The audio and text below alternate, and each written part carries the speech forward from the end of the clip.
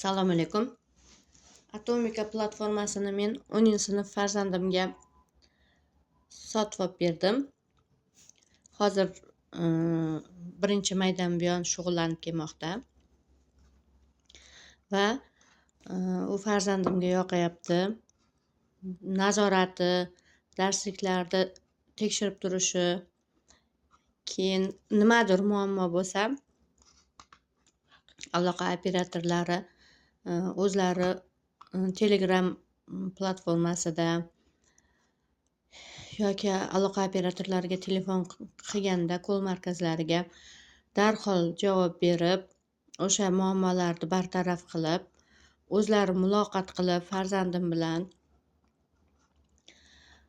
nima kamchiliklar, savollar berib, so'rab, o'zlashtirishlarini nazorat qilishlari yoqayapti.